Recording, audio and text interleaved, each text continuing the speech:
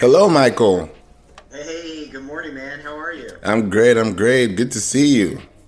Yeah, good to see you. Where are you based? Atlanta, Georgia. Oh, fantastic. I've got a great friend in Atlanta. Okay, where are you at? So I'm in New Jersey. I'm central New Jersey. And my buddy who lives down there, he's in Smyrna. Do you know where Smyrna Oh, yeah, I is? used to live around Smyrna. Oh, okay. Yeah, very That's beautiful great. city. Awesome. Well, I'm sure it's nice and warm down there. We're finally warming up in New Jersey. It's 46 today, I think it'll be. So, Not bad.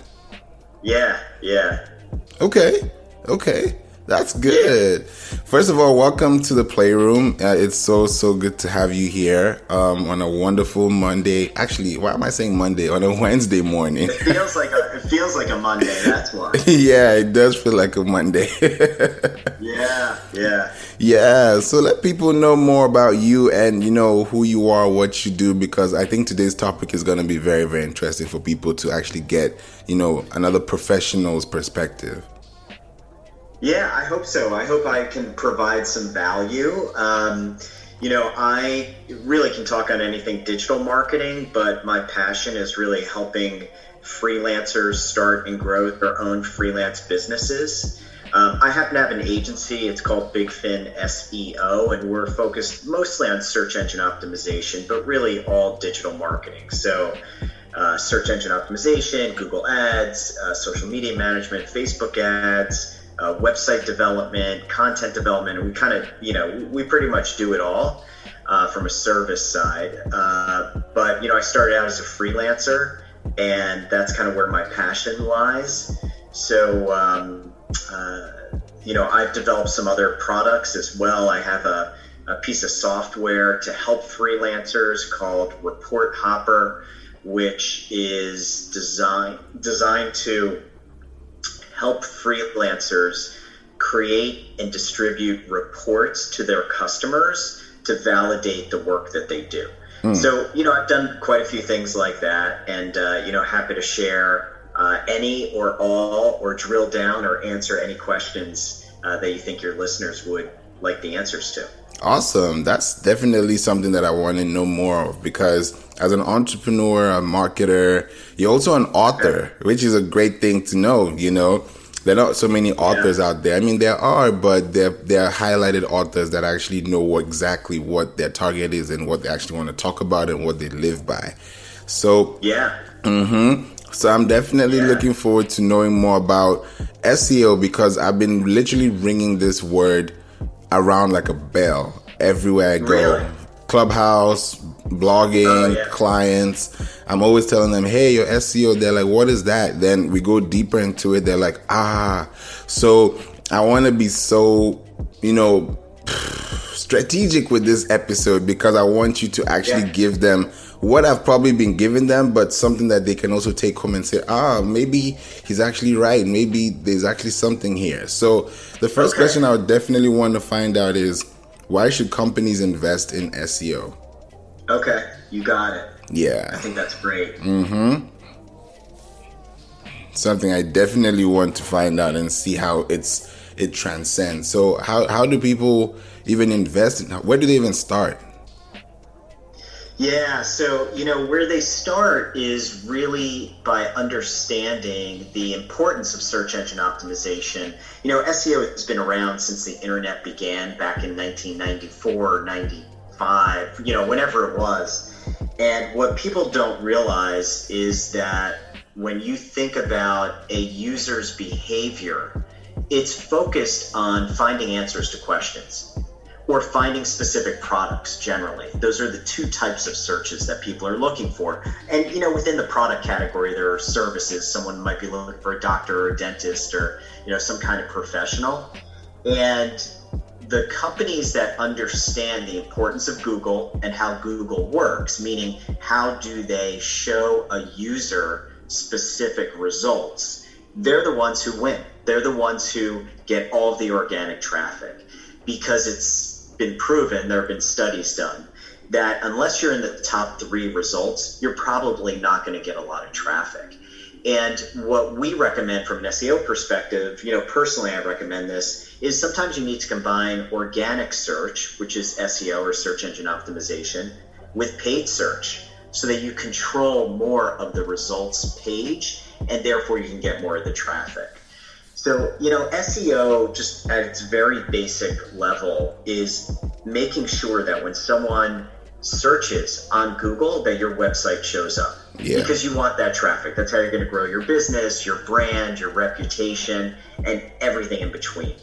And there are different types of SEO depending on the type of organization that you are. If you're a local brick and mortar, you want to focus more on local search engine optimization.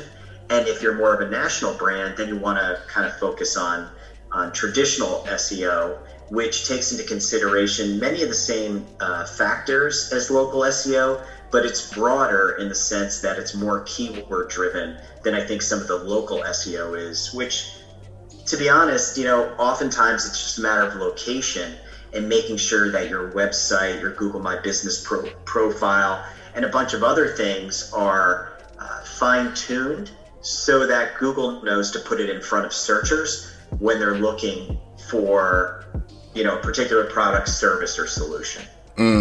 That's a great way to put it, because when people search for things and they see them pop up on the first page, nobody really even goes to the second page because your answer is already in the first page. So for you to rank, you have to maintain that traditional way of actually receiving information by being relevant to that person, because there's even a huge difference between saying things like woman's without the apostrophe and then woman's with the apostrophe. There is a huge difference. Even the word S as a plural word, to the word you're actually searching for changes it changes the dynamics of everything. So when people think about those things, should they be focused on the apostrophes or should they be more focused on the content because of the higher cost per click? I think the key is keyword research. And just to give your listeners a real tangible strategy to attack SEO, we like to think about it in 5 steps or 5 buckets. The first bucket is, and I am getting to your keyword question, I promise, but I think this will create a good foundation for everybody. Yeah. It starts with basic SEO, and basic SEO means making sure that you create a Google Analytics account and a Google Console account, Google Search Console. They make sure that you have Tag Manager installed on your site. There's some basic setup things that before you can really do a deep dive on SEO, you need to explore. So basic SEO is number 1. The second is keyword research. And keyword research is incredibly important to do at the beginning of your process, because if your site is quote unquote optimized, but it's not optimized for the specific keywords that your prospective clients are searching on, then it's completely wasted. And you want to make sure that you understand those keywords. And I'm going to come back to that because there's some really great free tools that you can use to identify the right keywords that you should be optimizing for. So the first step is basic SEO, let's call it. Second, keyword research. The third step is really doing your technical SEO. And technical SEO is another thing that gets thrown around all of the time. And basically what it means is using a tool like Moz, like SEMrush, like Ahrefs, like Screaming Frog. There are a ton of these tools out there. SEO Timer. There are dozens and dozens of these tools. And it will crawl your website and it will look for how your site scores against known ranking factors that we've identified from Google. Do you have metadata? Do you have all image tags? How quickly does your site load? All of these basic, operational things. So technical SEO is really the third step. So you've done the basic SEO, the keyword research, technical SEO. Then you want to focus on the fourth step, which is on-page optimization. And that's really, what you do on your web pages, in your content, to make sure that Google can see your content. And then the final step is off-page optimization. And that's really all about building website authority, because the more authoritative your website is, the more likely it is to show in search results. So those 5 steps are extremely important. And the keyword research piece, which you mentioned, is one of the most important steps, because again, you want to be optimizing for keywords that people actually search on. So I'm going to give you 2 tools in particular that are free and they're really helpful when it comes to keyword research. The first tool is just the Google Ads keyword tool. Anyone who's running Google Ads, if you have a Google Ads account, which you can sign up for free, you can go into your panel, you can look for the keyword planner tool, and you can either put in a seed keyword, for example, women's shoes, and it'll give you all the variations, and it'll show you how many people search on those variations. So to answer your question, woman shoe might get 100 searches a month, but women's shoes might get 1,000 searches per month. Even just that one letter, changing it, you're changing the search term, and there is an impact to that. And that's a really great tool just to give you kind of overall search volumes. You can also punch in a URL, which is kind of a cool feature. If you have a competitor, let's say who's selling women's shoes, and we'll call it, Sunday Shoes, you can plug into this tool, sundayshoes.com, and it will tell you all of the keywords that it's ranking for. Yeah. And that's incredibly helpful, right? Because then you could look at it and say, oh, maybe we need to be focused on these particular keywords. Exactly. So that tool itself is really good. But keep in mind, that's a paid search tool. That's not a true organic search tool.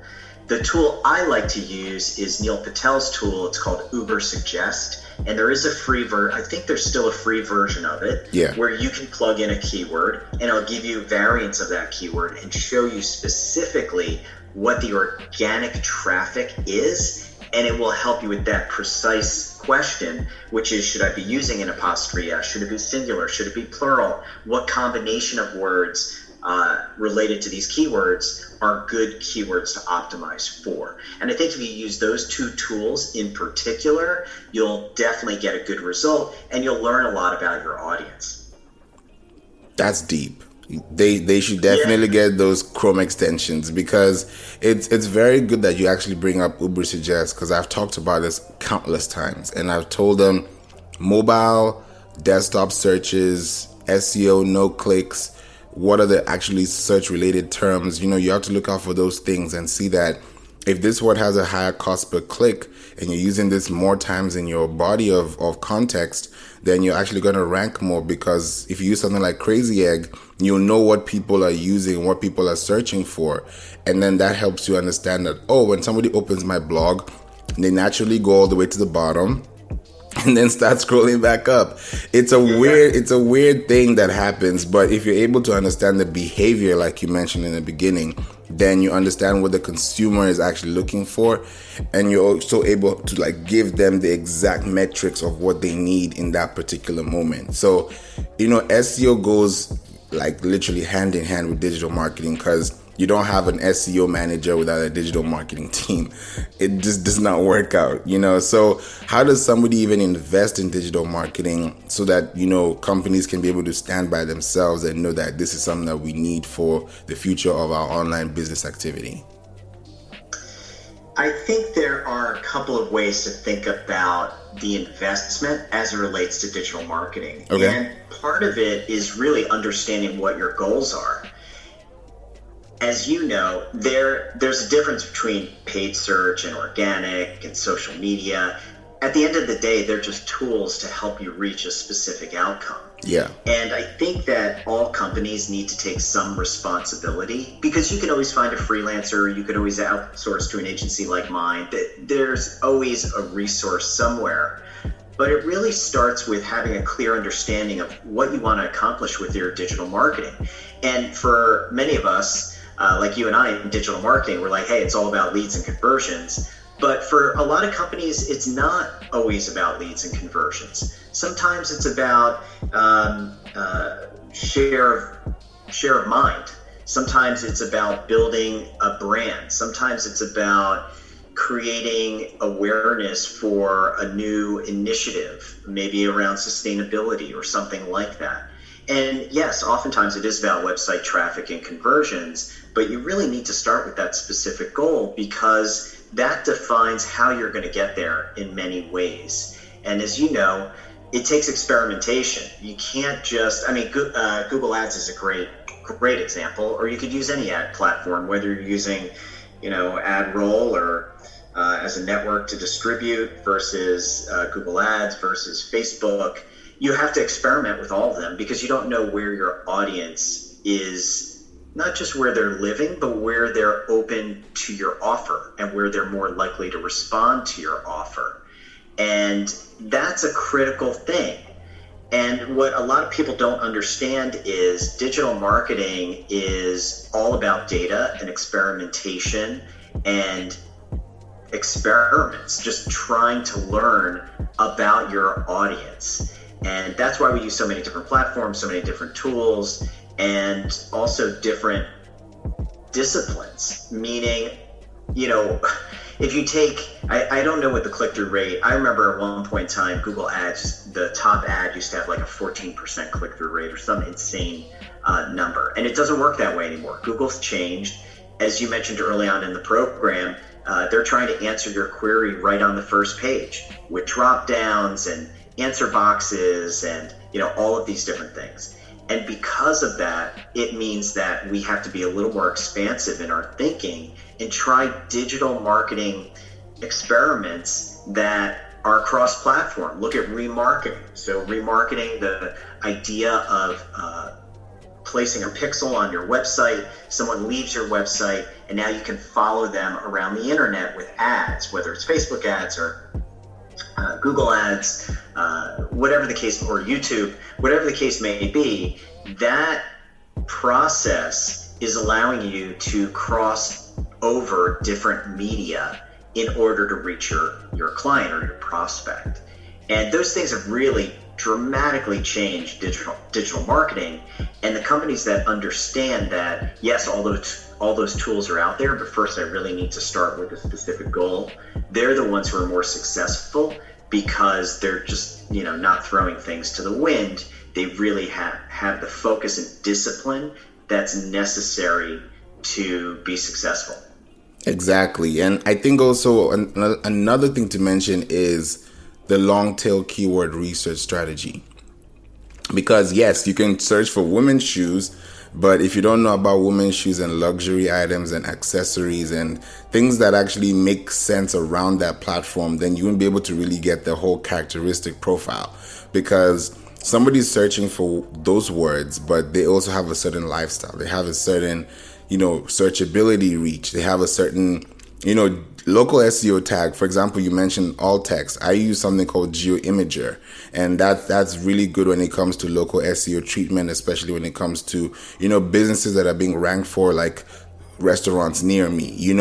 How do those people actually get those restaurants near me? It's not magic. It's actually somebody's hard work and actually skilled research to pop up on the first page and, build that, relativity. And sometimes being first, second, or third doesn't mean you're ranking. It probably just means the proximity of your area. So even I think, I was about to say Bob Proctor, Neil Patel talks about, shout out to Bob Proctor too, but Neil Patel, talks about very much in terms of estimated search visits and see what actual keywords are ranking those pages on those first pages, because you can search for a word from the dictionary, but just because this word is in the dictionary doesn't mean it's going to rank first. So you have to be very key specific on understanding what you're doing. And I'm even talking to people about the Pinterest marketing class that I'm actually building right now, which is going to be out soon, on March 1st. And I've been telling people this is how to search for keywords that you build for your Pinterest for business, because search engines is equals to conversions. But if you're not repeating the same words or maybe 1 to 2 keywords, maybe 4 times in your copy, then you're doing something wrong, because this is about crawling. You talked about crawling. So those are the things that people need to look out for. But at the same time, they also have to have a reputation, because we also have something called a black hat SEO. And you don't want to be a black hat SEO because you're just going to be spamming people and just becoming keyword stuffy. So when it comes to reputation management, how does someone actually make sure they're not doing all this keyword grubbing, than focusing on just one or two words that can actually give them the ranks they need for their business society? There are a few things to unpack there. The first is around website authority. Website authority is so important because let's say you choose the same keywords as someone else. The website that's going to show up higher is the one that has more authority. And Google uses something called EAT, Experience, Authority, and Trust. In essence, it's a measurement that looks at your content and says, is this coming from a reputable source? And how do I know it's coming from a reputable source? Well, to your point, there are the appropriate keywords on the page. Maybe the website has a certain domain authority, top level domain authority, where it's seen as a valuable, trustworthy website. There are all these factors. But the keywords are extremely important. Long tail keywords, which you mentioned, because that's how people search. And that's what can differentiate you, because it's less competitive, number one. Fewer people are searching on women's shoes that are great with a black dress as opposed to women's shoes. And just by that very nature, you can stand out if you are selling shoes on your Shopify store or wherever it may be, because you've got content that speaks to that. And you mentioned another concept or idea, keyword density. That's evolved and changed over time. And people used to try stuffing keywords into a page, which doesn't work anymore. Yeah. And a lot of these tools will help you with keyword density. If you guys are using WordPress, the Yoast plugin, all-in-one SEO, there are a bunch of plugins that you can use that'll give you a sense of whether or not you're using that keyword either enough or too much on the page. And it may seem like nuance, but you have to remember, when it comes to SEO, you just have to be a little better than your competitor. That's ultimately what sets you apart. And it's these small little details that if you can manage them effectively using tools, you don't have to guess anymore. I think that's the other thing that a lot of people just don't understand, is there are tools out there, enterprise level tools that we use at the agency. There are free tools that freelancers can use just to get a sense of where their site is in terms of overall optimization. And it can help guide you when it comes to keyword optimization. So I definitely encourage people to give that some thought and drill down to the nuance of the content itself and how keywords are used properly or improperly in that content. Oh yeah, most definitely. And I think once you have a reputation for what you stand for, being what you actually offer as value, because it was even yesterday I was talking to a client and this came to me so heavily, and it's an acronym for VOICE, which is value, offer, incentive, conversion, evaluation. And it came to me so strong, and I wrote it down, and I was like, this is what I'm going to be talking about more, because I've been talking about this, but as a voice, what are you giving people when you have a value offer strategy rather than offer value strategy?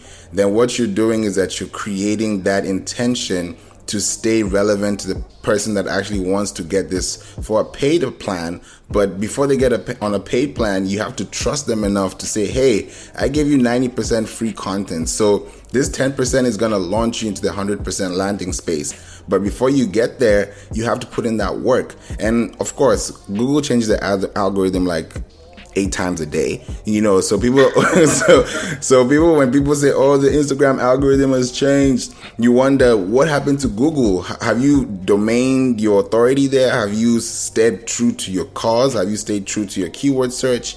So how do people stay relevant when Google keeps changing like this? And what's the latest on Google so that people are not like, I wish I knew this 10 years ago? The latest, and I think the thing that most people should be talking about now, which to be honest, in SEO circles we've been talking about for a while, but in the digital marketing space, it's certainly underserved, is the upcoming Google Core update which is happening in May. And Google's been talking about this since last year. It's called the Page Experience Update. And for those of us in SEO, it's really just a further evolution of what they've been doing all along. And that is making this move to mobile performance and overall site performance. The Google Console, which is Google's tool for helping webmasters better understand how Google views their site in organic search, introduced something last year called the Core Web Vitals Report. And because they introduced that, we know it's a big deal. And then later they came out to announce the May update that's pending. And essentially, what you need to do when you're running your business and your website is to make sure it meets the criteria that are covered in the Core Web Vitals. For example, does your website load quickly? And when I say load quickly, that's not you going on your browser, typing in your URL and hitting return. It's using Google's Page Insights report, again, free. The Developer Insights tool, if you guys just Google that, Google Developer Insights tool, page speed, you will get a tool where you can put in your URL and it will get pretty technical around your first colorful paint, for example, which means how long does it take visually once someone types your URL to start seeing content, and it'll break it down from there. But the reason I'm saying this is because that's how you stay relevant with Google. You stay on top of what matters to them. And, going through this evolution from, I remember back with the Penguin updates and the Panda updates, they were just trying to get rid of spam. They're trying to get rid of people trying to manually manipulate rankings, which we all did back in the day. But as that changed and evolved and the AI got more advanced, once they kind of made those changes, it really came down to having quality content.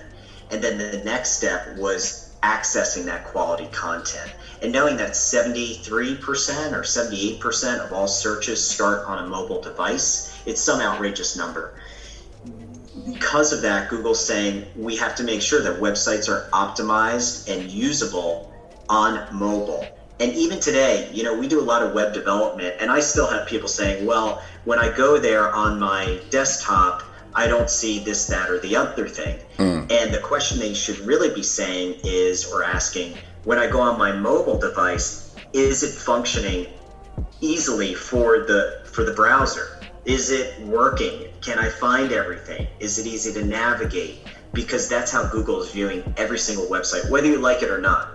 And those who do not plan for that May update are going to get left behind. We saw it with, previous updates. The good news is Google tends to work on a pendulum. So when that update comes out, I'm sure a lot of sites are going to be impacted, and then it will slowly come back. But do you want to be one of those sites? You're better off being prepared. Yeah. And for that reason, I encourage everybody to go out, run some scans of their site, and see how they're performing. Yeah. Another thing I would definitely, put in there is when you have your Google Search Console and you're able to understand what the performance is telling you, with the queries, because queries are what leads people to your site. And it's so funny that when you get some questions that people ask on Google that relate to your site, it's like, oh wow, I did an article on Clubhouse when it first launched, and people all the way in South Korea are still logging in. So it doesn't mean that, okay, this content is for the US only. There are people who are going to search for this, and your website might pop up. So you have to stay organic, and you're still able to retain that information, because when somebody comes to that site and doesn't get what they're looking for, your bounce rate is going to go high, and that's going to hurt your Google index. So think about your quality. Like you said, keyword stuffing is a thing of the past. So how do people improve their rankings? Because like you said, it's not about the density, it's about the quality. So how do they measure up and know that it's not just, oh, I have 52 keywords here and it's going to help me rank? Because people say, oh, you need 100 keywords for each page. There's all this myths, but how do you make sure that you can keep that controllability in your space so that you're also looking for words that actually search within, let's say, women's shoes, and then have other categories or other competitors to, to boost that into your SEO reachability? Ranking today requires a lot of factors, and that's why we try to break it down into the 5 buckets I described earlier, right? The basic SEO, keyword research, technical SEO, on-page and off-page. And overall, those have to be done in combination. But it does come back to content at the end of the day. Does your website provide a pillar of content? Are you an expert? And are you focused on that content on your website? And I think that's where some people go wrong, to be honest with you. They're, let's say, writing about women's shoes one day, and the next day they're talking about automobiles. Right. However, if they just took the time to drill down and go deep on a particular subject, that's going to build this pillar of content that takes into consideration a lot of keywords, a lot of keyword variation, and that expertise. And I think you raised a great point about Google Console, looking at queries, because we know Google Analytics doesn't provide really all of the organic queries.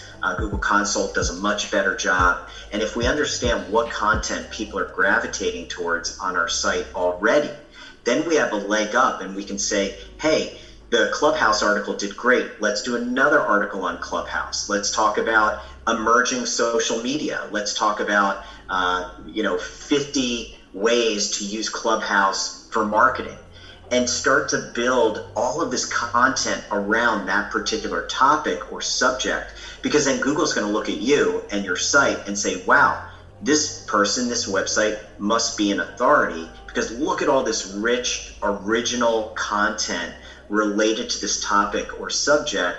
And ultimately, that's how you get rankings for keywords. It's through not just the individual content page, but it's also about the overall authority around the topic that you're trying to rank for. And I read an interesting article. It's funny because, with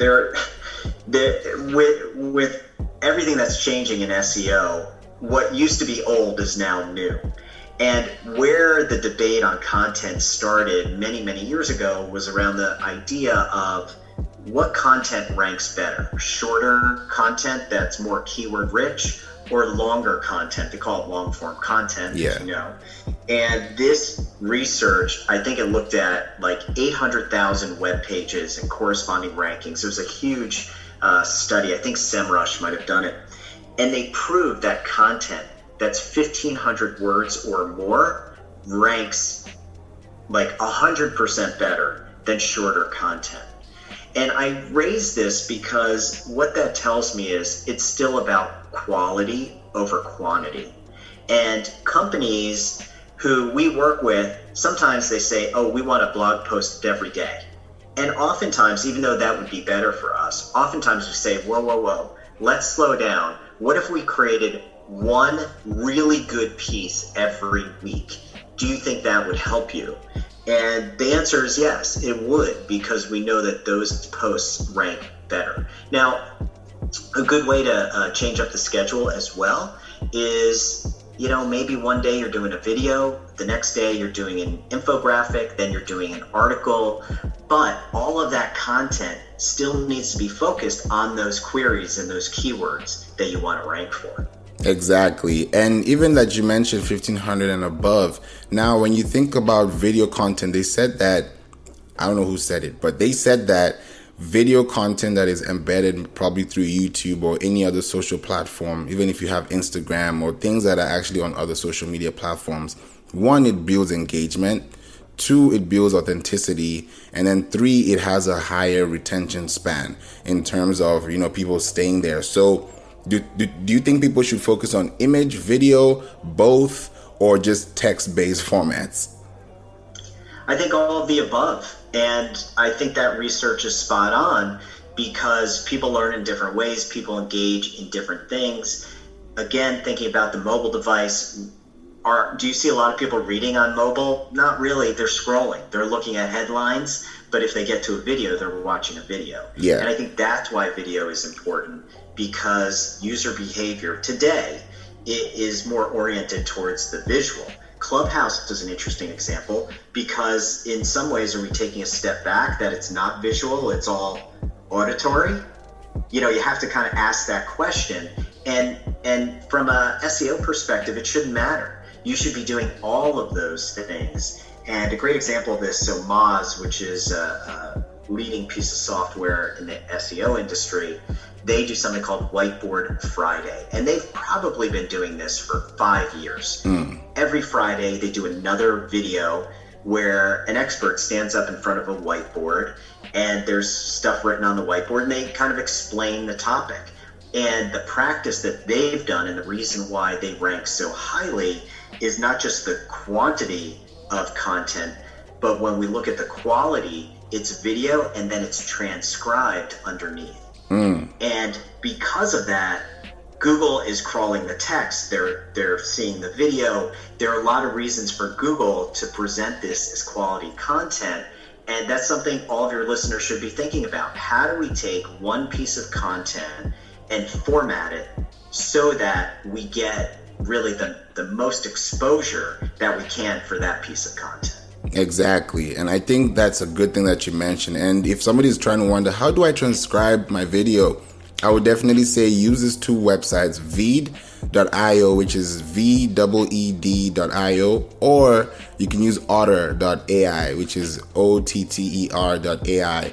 Those are two platforms you can definitely use for your content, for your transcribing, because if you're trying to get things that are out there and probably short form or long form content, then that's how you're able to now rank and, of course, let Google know that, hey, I'm an authority in this topic. So if people want to now look about improving on organic rankings, how can they be able to do that and also improve their local search engine results? Because when you search for coffee near me and you see like 5 Starbucks options, but yours is just one by the mom and pop shop area, you know, how do you beat that so that it's not just, oh, I'm competing against all the coffee shops in a 20-mile radius? It's more so, how can I impact myself that people can see the value of my brand positioning?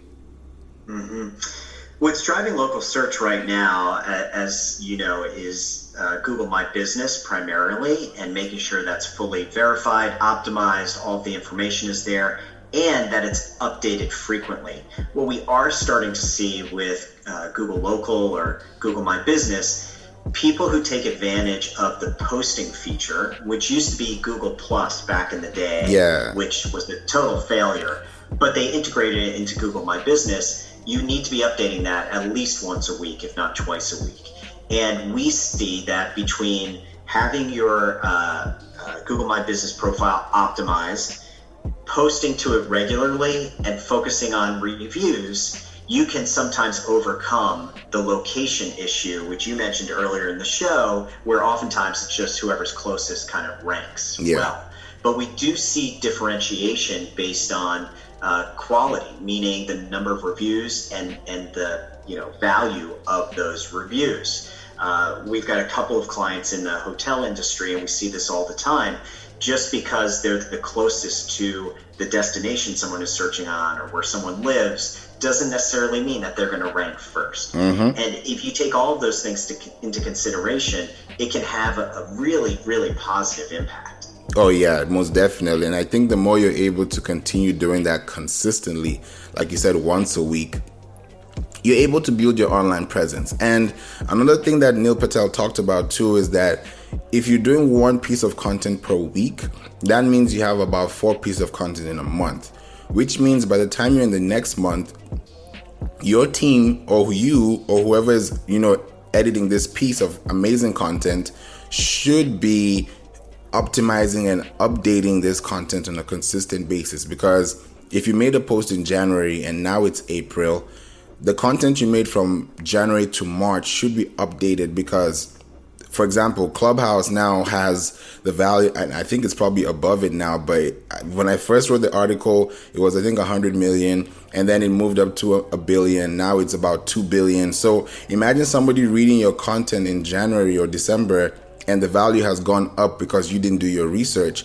now you're not authority ranking. Now you're just guess ranking. So you don't want to be that kind of person. So when you're thinking about effective ways to improve your online presence, what other ways? Maybe they don't have a website. Maybe they don't have a LinkedIn article feed. What can they do to stay on top of their local search results and rankings? Mm-hmm. If there's a local company that doesn't have a website, I would recommend they build one. I think that's a great resource. And other sites, so we do some work, some of the smaller clients like restaurants, they're on Grubhub, they're on DoorDash, they're on these other sites. And if you're not building your own assets, you need to leverage someone else's assets to get exposure online. And that's really the best way to do it, is to leverage these other networks, have a social presence. A lot of local businesses do great work on Facebook in particular. You mentioned LinkedIn is another social channel, Twitter. There are other ways to kind of get your message out. But at the end of the day, I think the best investment is still with Google My Business and having your own website rank in search results. And another kind of tip, or I wouldn't say quick or easy, but certainly worth pursuing, is to look at the queries that people are asking around a particular topic, especially locally, and trying to get into Google's Q&A, those expandable tabs where there are questions. And maybe, so the town I live in is near Princeton, and someone may be searching best tacos in Princeton. And if you were to write an article on your local website talking about the best tacos in Princeton, you might not show up as that first result, but you'll certainly show up in the question and answer section. And that's another way to drive traffic to your site. And again, think about how people are searching to find what you offer. And that's why all of the tools we talked about earlier are so helpful, like Moz, like Ubersuggest, like the Google Ads keyword tool, because it'll give you some insight into that, and then you can start producing content. And I think that's really your answer, is build content, distribute that content anywhere and any way you can, and make sure it points back to you. And that's ultimately how you're going to build that local reputation. Oh yeah, most definitely. And because there are many different marketing strategies, some people may not even know how to use this copy. And I also got to know recently that for every 100 words that you use, probably 1 to 150, you're able to add a picture, because adding a visual aid with an image alt text is great. If you use Chrome and you right click on an image and you inspect the element, you're going to see the alt text in there. And that's going to tell you how this thing even ranked, whether first, second, or third. And using that in long form content is really good. And sometimes people don't even know what to put in the alt text. Sometimes they just copy the caption and paste it there. So give them some marketing strategies they can be able to use, and what's working today. I think the marketing strategy to use is, when creating content, make sure it's multidiscipline. We talked about that earlier. Video, text, even using something like slideshare.net, this is an old school tactic, but uploading PowerPoints and other presentations that you've done, Zoom recordings, whatever it happens to be, but produce content that builds EAT, experience, authority, and trust.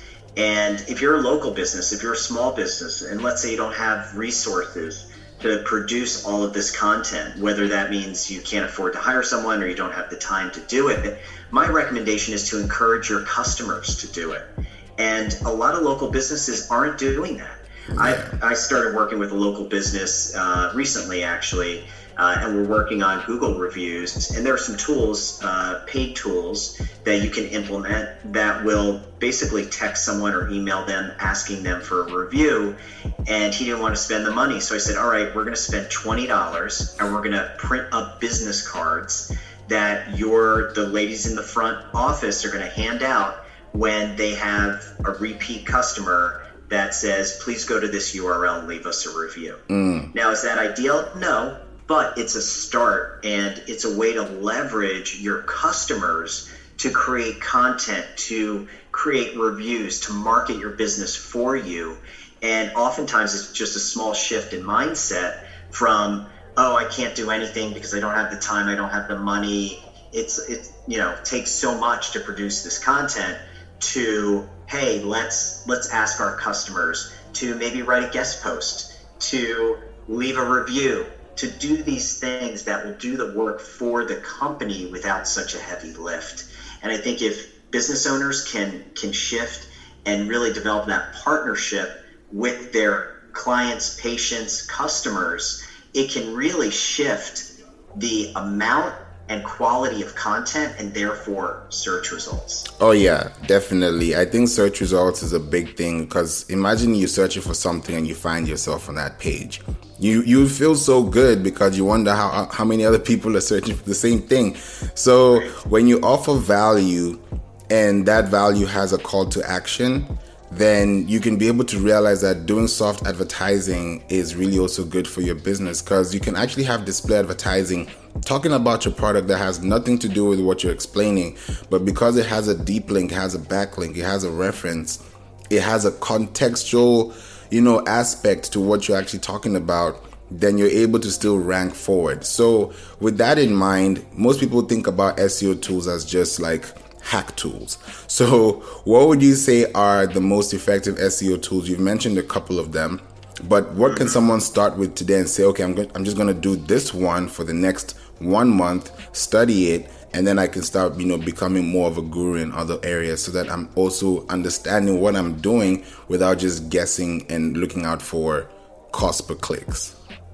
Yeah, I think from a tools perspective, and since we're an agency, we use enterprise level tools. I mentioned them before: SEMrush, Moz, which happens to be one of my favorites still, Href, so on and so forth. But I think if someone really wants to better understand SEO, it starts with how we all learn things today. Go out to YouTube, start watching videos, pick up a book.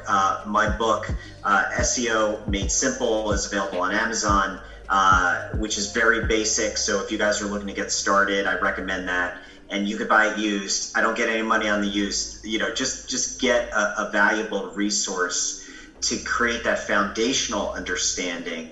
Because what I find is that when you understand kind of the main pillars or main components of what organic search is and how it works, it allows you to increase your knowledge and your application of strategies that will help you or help your customers. And that goes a really long way. So, in addition to like YouTube, a book, or a podcast, I would also suggest following Search Engine Journal, which is my favorite from an SEO perspective. There are other SEO publications as well, but I find that the information on SEJ is what they go by. But Search Engine Journal is very timely. And oftentimes they're one of the first to announce a Google change that's coming down the pike. Yeah. So, definitely subscribe, put it in your email. And it's one of those things that you can scan, and you're going to get emails every day. Some days you're going to be interested in the topic, others you won't. But focus on those things that I think are going to be most relevant, and book your calendar for the Friday, Whiteboard Friday that Moz does. I think it's usually like 8 to 10 minutes. And it's a great way to start your Friday morning. I guarantee you guys will learn something.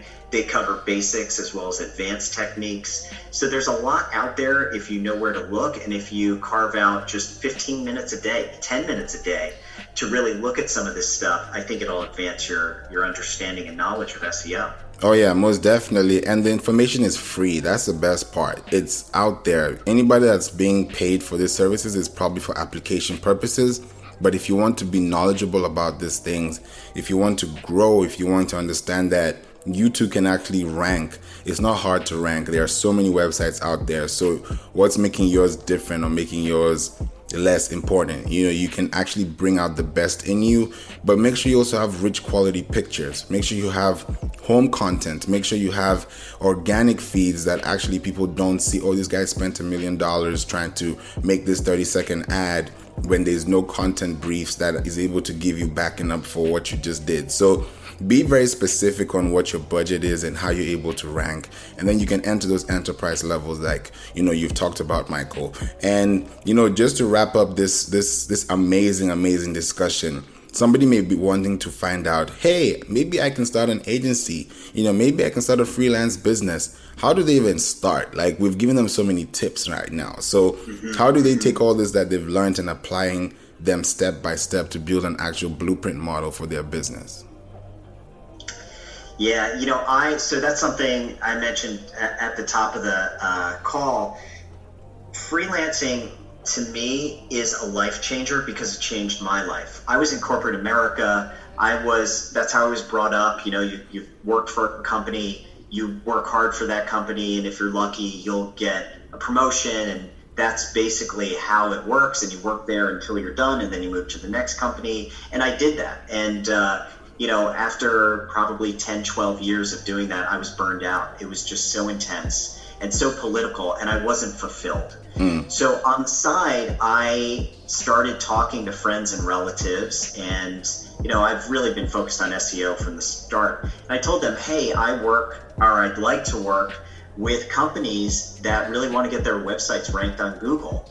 And I started positioning myself that way and realizing that I could work full time and take on some of these small projects. And in the beginning, I did a lot of them either for free or for a nominal amount of money, $100, $300, just to get the experience, just to learn how to package my services.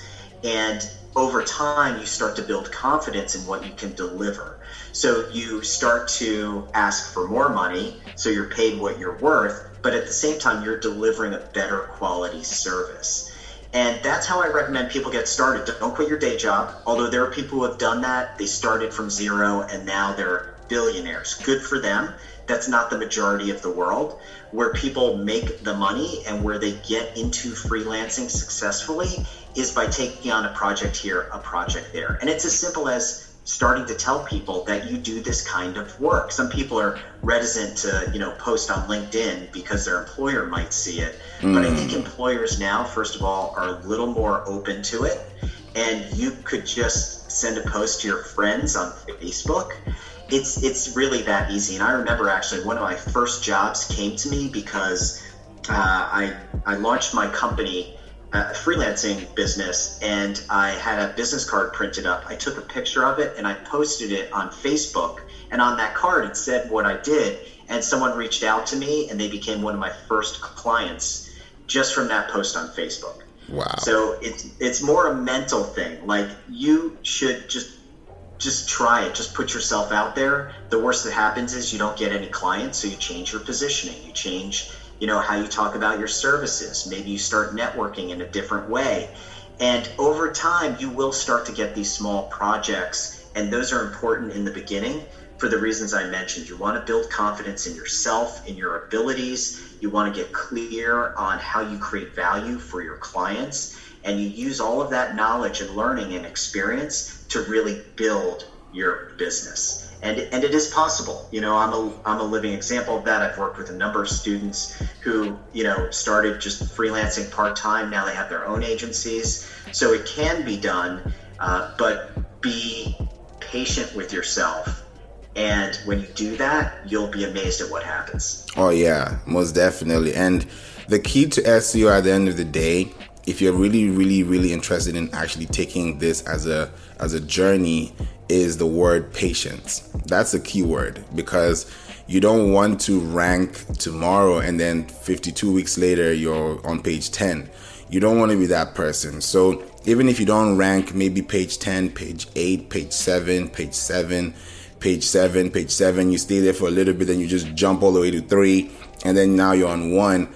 Eventually you'll actually appreciate that process, because anytime I drop an article, anytime I build a website, anytime I connect this to Google Search Console, you know that you're about to get yourself into another wheel of fortune. So make sure that you're always doing that and creating that goal process that is going to give you the element of surprise that everybody expects when they find results that they can actually work with. And then you now do your due diligence and understand that related keyword, long tail phrasing is really good for your practice. And then when you now use organic and paid searches, you're actually going to be winning because now you're controlling a dynamic space. Absolutely. Great recommendations. And I do like the fact that you picked up on patience, because it is so important in SEO. Slow and steady wins the race. We always like to say this is the marathon, not a sprint. And, if you want to get a top ranking, great. Go spend a lot of money for a press release, get it tied into the Google News feed, and with a little luck, you'll be there. But if you're there for more than 30 minutes, I would be surprised. And that's not going to grow your business. It just isn't. So, you got to kind of put the ego aside and really focus on the long-term game plan.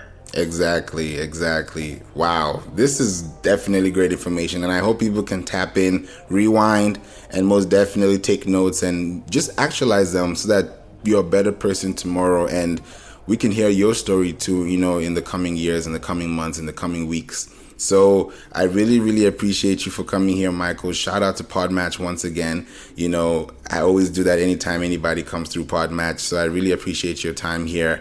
And if there's anything that maybe someone may want to reach out to you for, based on, like you said, Facebook, how can they actually reach out to you so that they can connect with you too? Absolutely. There are a couple of ways.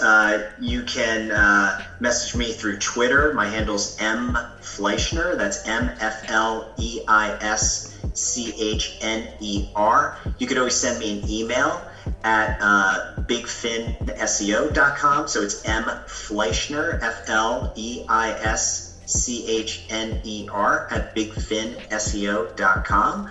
Or check out the Digital Freelancers podcast. We're talking about freelancing and really how to build your business, and we'd love to see you there. So definitely reach out if you've got questions, and thank you so much for having me on the show. You're welcome, anytime. And I actually look forward to being on your show too, hopefully. Yes, absolutely, 100%. Most definitely. Thank you so much, and have a wonderful, wonderful day.